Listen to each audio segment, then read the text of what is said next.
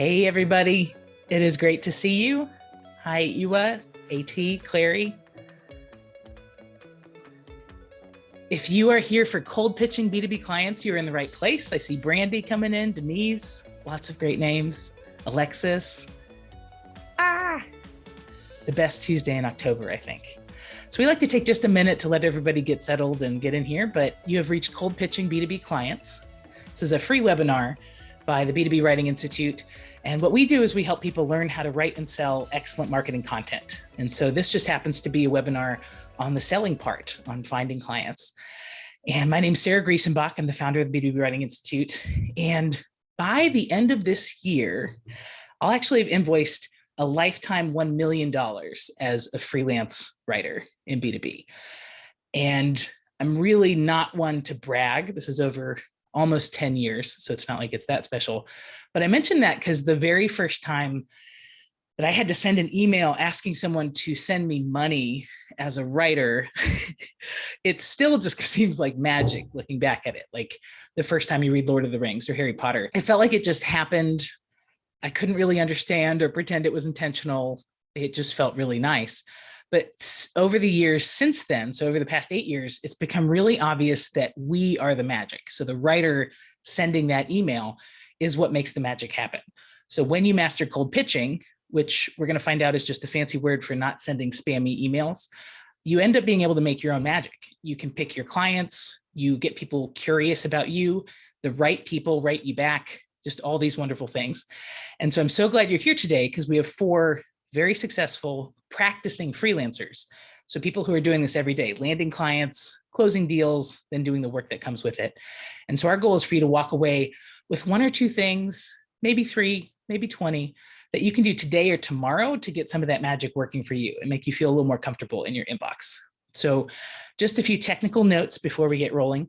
I will be in the chat. So I'm going to share some links about Christine, about Chris, about Bree, all the people we'll be learning from. Put any questions you have as we go, and I'm going to save them for the Q&A at the end of each session with each person. And second, feel free to pop in and out for speakers as we go. So everything's going to be available on a replay. We're just really here for your schedule because I know it is not always easy to find 2 hours in a quiet room where you can just stare at something and give it your full focus, especially if you're parenting or caretaking. So if you're coming in and out, we're not going to take that personally. So that's all from me, and I'd love to welcome you. And I'm very excited to move us into Bree's talk because I think it's the perfect culmination for figuring out what feels right to you is this concept of ethical cold pitching. Because even just Googling the words cold pitching, I think you're going to come up with basically scammers trying to teach everybody how to scam other people into giving them money and like all these weird things that can happen online. And as a good person sending an email to work with somebody, you're just worlds removed from that. And so I love how Bree talks about this. But welcome, Bree, and thanks for being here. Thank you. Thank you for having me. And I think what you just shared taps into a bit of stigma about cold pitching. And I would love to hear from everyone in the chat from your own experience. I know a lot of these webinars, we can feel really inspired and walk away with all of these tangible takeaways. But I'm curious, 90 minutes ago when you walked into this, like where you were at in terms of your views or on cold pitching or the feelings you get from cold pitching, or even your experience with cold pitching. I get set up because I know that there are so many times where we have maybe a negative association with sending out pitches or difficult experiences because it can be really, Sarah said, we can often go to the internet for support and help and resources, and at the same time, not really find what we're looking for. And that's 100% where I came from in my own experience with cold pitching. So I'm going to get my slides set up, and I'm going to keep an eye on the chat while we're going, because as Clary shared, and I hope I'm pronouncing your name correctly, right? Fear of being intrusive. I think there are a lot of fears associated with cold pitching. Ali touched on a few of those that come up when we are trying to step into a world and connect with new people, to have the opportunity to work with new people. Denise shared coming up with ideas, how to add value, 100%. Yeah. So all of the questions that we're trying to answer today, right? These kind of are what pop up for us in our minds. So want to talk through this idea of ethical cold pitching, specifically what it is. And I want to share that the lens that I'm coming from here is to do it in a way where we don't feel sleazy. We don't feel like we're being annoying or intrusive. We don't feel like we're coming off as that desperate freelancer who's just hungry for any kind of project or any kind of work.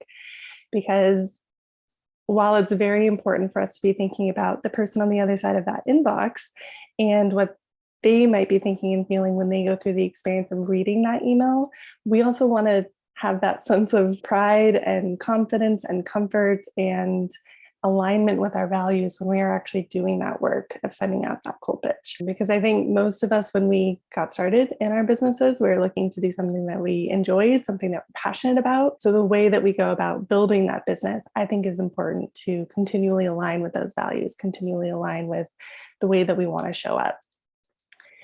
So checking the chat. Yes, Sarah, that please let me help you. Like, just give me the project. I think I've definitely been there too. So I want to share a little bit about what we're going to talk about today. Specifically, what is an ethical cold pitch, a bit of a kind of crash course, and talk about how it's different from a traditional cold pitch and the ideas of what we might be comfortable with or at least familiar with when it comes to cold pitch. And then I want to talk about the kind of results or expectations that you can have from ethical cold pitching, because I do think it is a relatively different approach to that traditional style. And as Ali talked about a little bit, there are a lot of mindset pieces that come into cold pitching, and I want to talk about some of those shifts that were helpful for me, have been helpful for my students, so you can keep those in mind as you are trying to work through those fears and build up that confidence, especially if you are newer to cold pitching or just in the approach where you're shifting to a different style.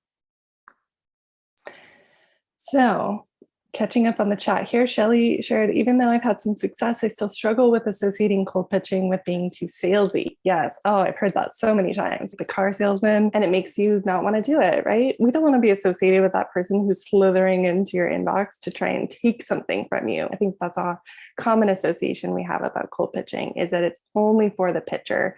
There is no sense of mutual benefit. So I want to talk about how this approach, I think, addresses that. So for those who don't know me, my name is Bree. I am a copywriter in the conversion and launch space. And I used to hate cold pitching. I had all of these associations that it was slimy and overly salesy and gross and hard to do. And I just needed to put on some thick skin and prepare to be rejected. It did not feel fun. It did not feel good. But it also felt like something I had to do if I wanted to get clients. And I really did, because I was constantly struggling to get clients. I would like to say that I was in feast and famine, but really I was mostly just in famine and occasionally balancing that out with enough to supplement those extra famine months. So I lost all of my clients in the pandemic. So March 2020, I was really still in that famine space and struggling to hit 2K. I was hustling for 2K a month and really struggling. And the pandemic hit and I lost all of those clients, all of that income, which was really scary. And cold pitching, and specifically ethical cold pitching, helped me to triple my revenue in 30 days, which was huge because I didn't have savings at the time. I didn't really have fallback available to me. It was make or break. That same 30-day period, I hit my financial goal of 10K in a month. And later through cold pitching, I've hit additional financial goals. But this was a really big metric for me to recognize just how in control I could be of my own finances, my own client roster, what projects I work on, just by shifting who starts the conversation and when. And it really helped me get in the door with wishlist clients. And so for me, wishlist clients were Joanna Wiebe, Joel Kletke, Belinda Weaver, Peplaya. And I really want to emphasize a focus on wishlist clients in this talk today, because a lot of what you'll see about traditional cold pitching is about approaching your market, your audience, your target market specifically. But with ethical cold pitching, because of the kind of laser approach that I'll be talking about. It's really about narrowing in on the people you really want to work with, the people that you are super excited to create relationships with, do great work for, and really build out as your ideal client type. So just catching up on the chat. Thank you, AT. That's so lovely to hear. I appreciate it. Good. Okay. So let's start with this crash course. So I have this kind of comparison table because I think comparing ethical cold pitching to traditional cold pitching is just really helpful to understand what maybe is the same and what is a little bit different. So on the traditional cold pitching side, especially when we go to the internet for advice, so much of what we hear is it's a numbers game, right? You need quantity because in order to see really great stats and high conversion rates, you're really looking at taking a templated message, something that you can copy and paste with relative ease, and personalizing it to some degree, which you get to decide, and then being able to send that same message to hundreds or thousands of leads. Now, the more work that you can do on personalizing, the more work you can do on vetting those leads, the more work you can do to pre-qualify them and make sure they're not generic, the better. The more success that we tend to see, or the better results that we tend to see. But overall, the approach is taking this kind of core message that could be applied to anyone in your target market and sending it out to them and waiting to see what they do with it. Now, on the flip side, ethical cold pitching, in my view, is really about building relationships. So instead of taking one generic or templated message, you're really taking the time to write an email to a human person on the other side who you want to work with. Instead of it being a template or something generic that you're personalizing, you're really crafting it based on more of a framework, something that is going to land in their inbox and they're going to read it and think, this was clearly only written for me. This could not have gone to anyone else. It would not have made sense if it went to anyone else. So it's a very just highly targeted, just very customized email that goes to just that one person. And I know that the initial response was like, I don't know, one person, like I'm trying to get clients, that's plural. So do I really want to be spending that time on one specific person? And then I'm going to talk about the results and why I think it's worth your time and worth your consideration. So on the traditional cold pitching side, typically you are pitching yourself. You are pitching your services to an extent, but you're really showing up to prove that so much of what you're trying to share is worthy of someone's attention. I think especially when we go to the internet to get advice or get direction on how to send out cold pitches, there's a lot of rhetoric around keep it short, make sure it's worth somebody's time, capture their attention, but don't, go too far. There's this, in my view, what I think this rhetoric does is really start a relationship in a very unequal power dynamic because you are the ones sending the pitch. Suddenly you have to be like, I don't know, somebody deigns to respond to you or reply to you or refer back to the conversation. And I think that's why there is that stigma that a freelancer is desperate or clingy or being annoying because we feel like we're at the disadvantage. Whereas if somebody comes to us or we get a referral, suddenly it's this kind of heightened position of power. And I think that's a relatively dangerous power dynamic in the sense that as service providers, we're looking to build partnerships with our clients. We're looking to build these really equal and balanced relationships with our clients. So by being aware of how we are showing up to that conversation and the dynamic that might be involved, I think it really just helps us to start these conversations from a place where we feel like we're on equal footing, that we're coming in as a partner into the conversation rather than feeling like we're asking for something, we're asking for work, we're asking for a project, we're asking to be noticed. And I think that's one of the core things that really helps feel confident when we send out these pitches. And it really helps us to feel good when we're working on sending these pitches rather than nervous or scared. So flip side of this is that instead of pitching ourselves, even instead of pitching a specific service that we have to offer, I view ethical cold pitching as a place to pitch a problem and then to offer a solution to that problem. And I think this works especially well for writers because then this email is essentially an example of the work that we can do by writing well, writing persuasively with understanding of our audience, being one person, one company. And it really positions us as being knowledgeable, right? We're the expert, we're a partner. We can come in to this relationship as we build it out and have a very balanced, equal relationship, like I was talking about. So being able to have that understanding of who you're reaching out to, because this is about relationship building, and then the type of problem that this recipient might have and the solution that could be offered, I think helps to shift the focus and the attention of a pitch from being on us to being on the recipient. And I think that's good for both parties, right? For us, as I've been saying, it really helps to change the direction of the conversation. So it's not like we need to prove anything. It's not like we need to have certain things in place. I don't need a fancy website or a specific portfolio piece or certain stats or impressive client names.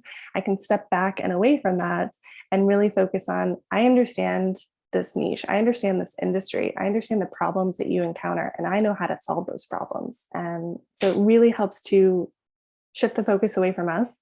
And as a recipient, as somebody who's now received these types of pitches myself, in addition to having sent them and received responses from people, I can tell you that it's really nice to get a pitch that is about you, because it doesn't feel like a pitch anymore. It just feels like an email. It just feels like somebody has clearly done their research. They understand you, they understand your business, they understand the types of problems and challenges that you're facing.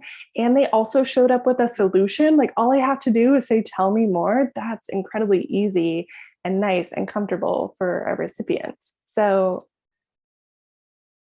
like naturally leads to traditional cold pitching. It does require, if not a lot of credibility, at least some markers of credibility, right? So being able to drop a case study, being able to link to a portfolio piece, being able to drop a fancy client name or impressive results, or just say, I've done this before. In many cases, the pitches that I sent, I had never done that before. I had never done the project that I was pitching. It was completely new to me, but I did feel like I did my research. I understood the problem. I understood the goals that this company had. And I felt, because I know that I'm a hardworking person and that I care about delivering quality work, that if they give me the chance, I'm going to work my butt off and they're going to be happy with the results. Or I'm going to introduce something into my service to make sure that we're going to go back and do it again and again until we are happy with the results. So the shift from, it's no longer about your credibility, it's no longer having these markers of past success, it's just about showing your knowledge and your thought process, and being able to shift to, it's not about those markers, it's about the research that you've done. So just being able to have a really strong understanding of your recipient, doing your research about those problems that I mentioned, those goals that they have, really puts us into a position of having a lot more knowledge about our recipients than any other pitch, most likely, that's going to land in their inbox. And that's why it feels so refreshing to get a pitch like this.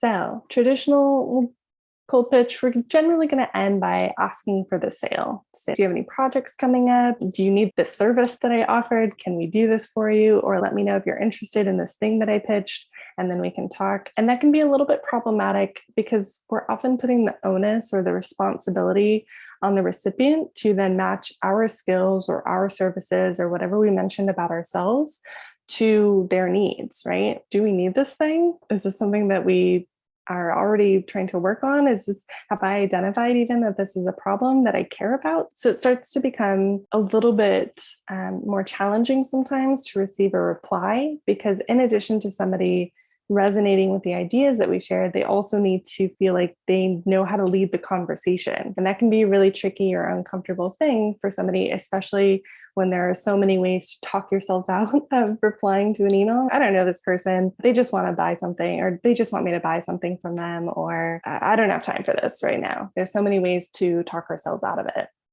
So the flip side of this in ethical cold pitching is we're not asking for the sale at this point. We're inviting someone to a conversation, because at this point, when we think about the stages of awareness, for those who are familiar, we move from unaware into problem aware to solution, and then product, and then most aware. And so if we've just shown up in somebody's inbox and pointed out a problem, our goal in that email is to move them into this problem aware stage. But we still need to move into the solution aware and the product aware, and hopefully most aware, where they're likely to make a purchase or likely to invest in a relationship with us. And so at this point, they're probably not ready to buy. They're probably not ready to invest in this. They're probably not ready to say yes to this project. So asking someone for the sale or asking them to say yes to a discussion about the project even might be a little bit too soon for someone. They might need a little bit more back and forth and conversation. And the call to action that I recommend for my students who are crafting ethical cold pitches is to ask for what I call the minimum viable commitment. So we're really just thinking about what is the best way to move this conversation forward, thinking about putting ourselves in their shoes and really looking at, okay, they've just discovered that this is a problem. They've just discovered that this is a possible solution. What are the likely questions that they have? What are the likely objections that might come up? What are the likely finer points that we need to talk to before they are ready to talk about logistics, before they're ready to talk about price or timeline or project scope, just thinking about what they need to believe, to think, to feel, etc., and to say yes to, this is a problem. I agree. That's a great solution. I agree. So that's what we're thinking about from this ethical cold pitch perspective. So really summing this ethical side up is sending one pitch to one recipient, focusing on one problem, offering one solution based on the research that we've done to get to know them, and then using one call to action and inviting them to a conversation.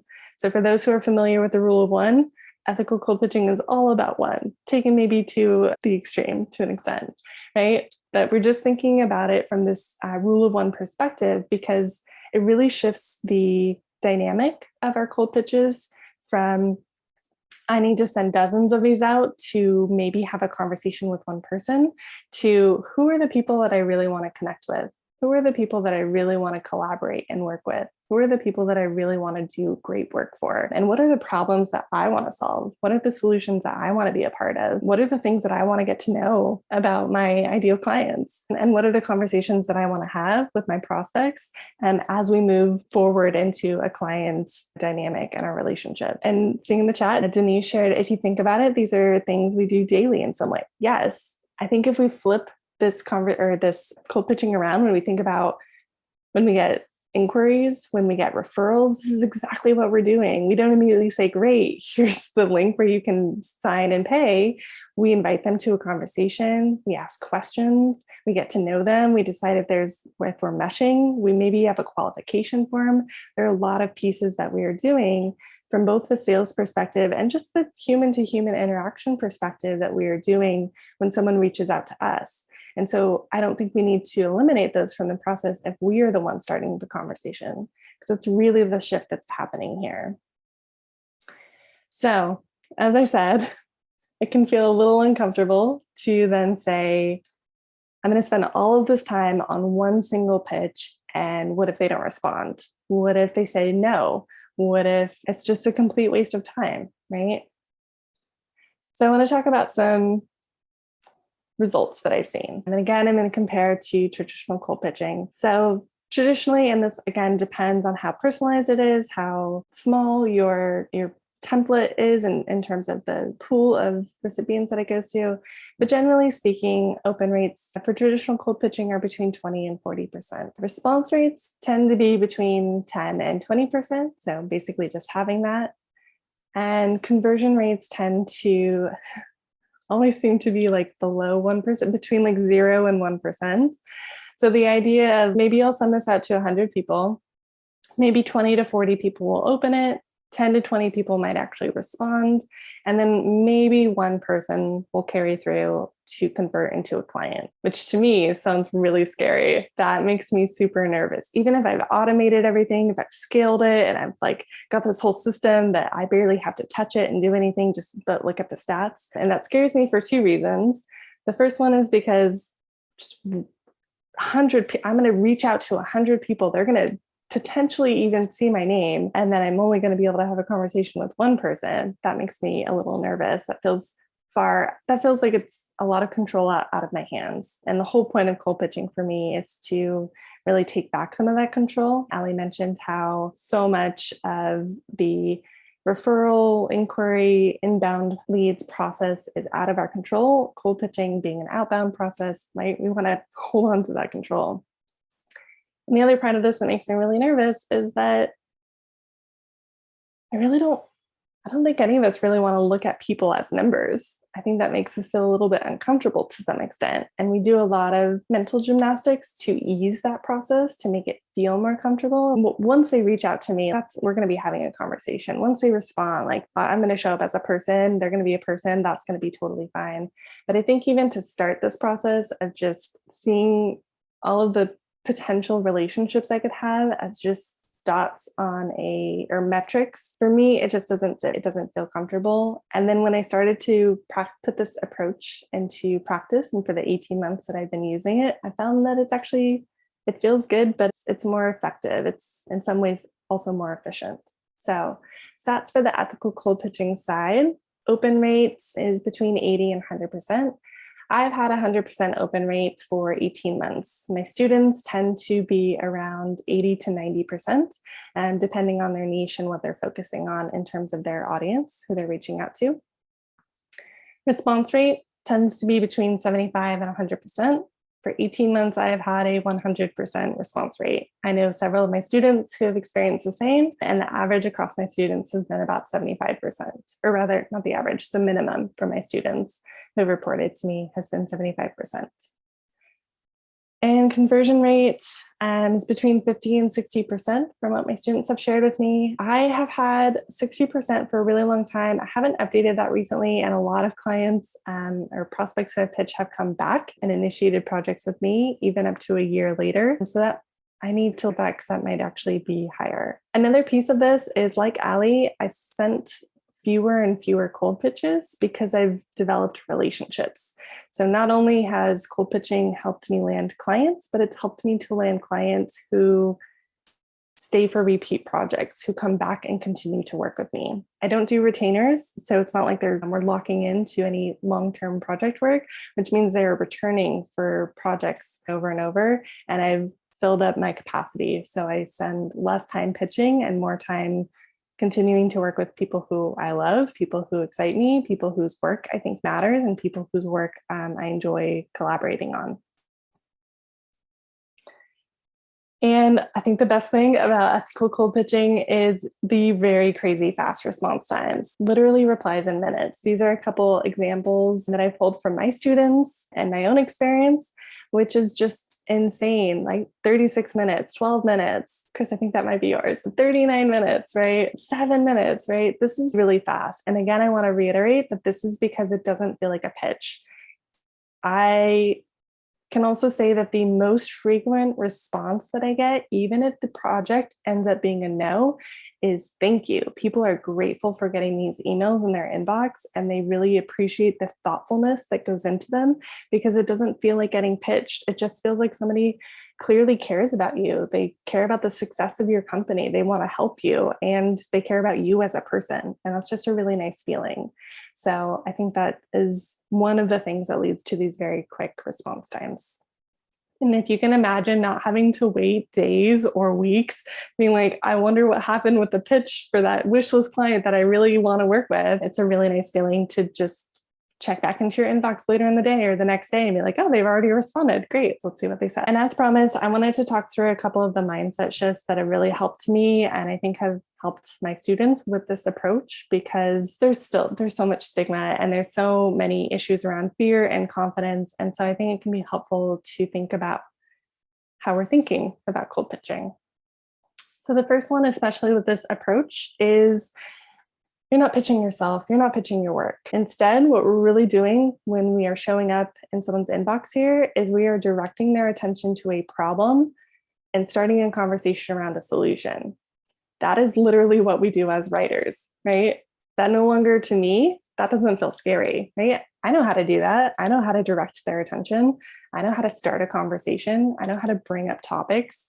That feels easy. That feels surmountable, right? And so when you start to take out the pieces that feel really scary, right? We stop thinking about the outcome of I need to get a client and start thinking about what we're actually doing, starting a conversation. It really feels a lot easier, a lot more doable, and we can start to break down the steps that we're going to take to accomplish it. Second, brands with good copy need more good copy. Brands with good content need more good content. Brands with good strategy need more good strategy. I think it's very easy for us to see a brand that we really want to work with, someone we're super excited about, and think, oh, they've already got someone, or it's good, so they don't need help, or they're not going to choose me because obviously they're doing great. The thing that I keep learning is that when they have good content or copy or strategy or design, right, any of these services that we could provide, it means that they understand the value of good copy or content or design or whatever. They're willing to pay for it in many cases because they have established a reputation, they've established a brand, they've established a process for getting this great copy or content, this great work. And so they have an invested interest in maintaining that quality or increasing it, better yet. And so all of those wish list clients that I started, for those who know Joanna Weeb, for those who know Joel Kletke, right? All of those names that I mentioned, they have great copy. They are copywriters. They know what they're doing. And so the idea that because they have good copy, because they know what they're doing, means that they're actually more likely to say yes to somebody who can show up and say, hey, I noticed this problem and I have a solution. Let's start a conversation. Let's see what comes out of this, right? Third, I think it's so helpful to think that the recipient on the other side of your inbox is, like you, a flawed human being, someone who needs help, someone who could use your expertise, someone who is completely overloaded, has too much on their plate, is really stressed, doesn't know what to do, doesn't know where to turn. And 9 times out of 10, that has been my experience, regardless of who I am pitching or who I am reaching out to. And so I think it's also helpful to remember that the recipient is not just a company, they're an individual, they're a decision maker. They're someone with the power to say yes or no to working with you, but they're also somebody who just has a really strong understanding of what you bring to the table and could use your help. I've said this so many times, but cold pitching is really just another way to start conversations and build relationships. A handful of my pitches did not turn into projects, but they turned into friendships. They've turned into new network associates or just people that I can reach out to when I'm having a problem or need help or need a referral. They've turned into podcast requests or opportunities to show up on their platform and share my experience or expertise or ideas. They turn into referral partners. So there are so many ways that a conversation can go or lead to, and so many different ways that we can find value in these conversations because of the relationships that they lead to. And finally, I know this is a little mushy, but I just want to say, when it comes to cold pitching, I do feel like our worth is on the line in traditional cold pitching. And I don't think that our worth can be quantified. I don't think it can be categorized. I don't think we have to prove it to other people, even as service providers, even when we are looking to sell the work that we do. I think there is a separation between our worth as human beings and the offers that we are putting out into the world. So I just want to say, your worthiness, your value, I don't think it can be questioned. I don't think it can be changed by someone saying yes or no to a proposal to work together. And I don't think that you have to prove it. I think the work that we do in cold pitching can really just focus on introducing problems, directing people's attention to those problems, and then starting conversations about it. For those of you who are like, this is resonating, yes, I want to try this, I do have a masterclass. It's normally $100, but I do have a special link, coldpitchcopy.com/B2B. If you want to get the special rate, which is $37, there's no like countdown clock or timer. It will always be $37 as long as you use this link. And that really walks you through how to build your pitch list, how to figure out what to pitch, and how to actually like line by line go through the framework of writing these pitches so that you have not a template for yourself, but more of a theme plate that you can use to kick off these conversations. And this is what we covered. And I was just going to leave up my details here. Although don't use that masterclass link, use the other one. As we all take a huge deep breath, feeling our value affirmed, because that absolutely comes up. We just don't know it's coming up. It comes up as fear and warnings that we shouldn't do it and we must be doing it wrong, because if we were meant to do this, it would feel really good every moment we were emailing people. And that's just not true. Like we feel danger, and then we feel fear and doubt and all those other uncertainty, FUD, all the things. That's so cool. So if you have questions on this topic, please have them come through with the Q&A. There were two that were related from Laura that I thought were really helpful. And you spoke so much about getting to know the other person on the it's not a table, on the other standing desk. Yes. So Laura says, when you vet a prospect, I definitely Google them. I check out LinkedIn, relevant pages that come up on Google. But are there any other resources or things you do to check out recent business updates? And along those lines, how to get in the mindset of that target customer. So like, how do you get into their brain and see things the way they do when you might not have experience with them? So I'm going to answer those questions backwards. This is the second one. I think the biggest tool that I find useful is voice of customer, right? So when I am looking at a potential brand that I want to work with, I'm going to be looking at their brand voice to see how they share their updates on social media, on their website, and wherever they happen to be posting, or even just looking at their brand copy in their content or on their website. So really just using that detail to understand the language that they are using, because I'm going to be using so much of that to flush out my pitch. So again, we're not really thinking about ourselves necessarily in this pitch. We're thinking about our recipient and their voice, their language that they're using is the best way to get in that shared vocabulary, that headspace. And then for the first question, in terms of where else I look, it does vary a little bit based on the industry that I'm reaching out to, because I work with personal brands as well as SaaS companies and e-commerce companies. And for more of the B2B style, I find so much information on about pages, especially if it's a company that talks about their values. And generally on that page, you're going to find their mission, which is AKA their goal, the thing that they want to accomplish. And we can do some reverse engineering to understand what obstacles might be getting in the way. Those obstacles are likely to be a problem. And then boom, we have half of our pitch. And I also, if I can't find that on an about page or a team page, for an example, I will take a look at careers pages. I find so much great information on those types of pages. And just to understand the perspective of the company, who they're looking to bring in, what they're looking to exhibit. And then aside from those pages, I also really like the website PR Newswire. And just if it's the sizable company that's going to be putting out press releases, just being able to see what they're talking about, what they're sharing. And in addition to just Googling, looking at their press articles, I find really helpful to see what do they care about and what do they want people to know about. Thanks, Sarah. Yeah. Amen. Yeah. And that's actually, it's like bass fishing in that way, where you could just have a feed of these companies announcing their funding rounds and their startup acquisitions and stuff. And that way you've already vetted that they have a bunch of money. Branding is important, and they probably have a lot of turnover inside their company right now. So It could be a great time to have a Band-Aid copywriter to help them through that transition. So it's all just really good signs.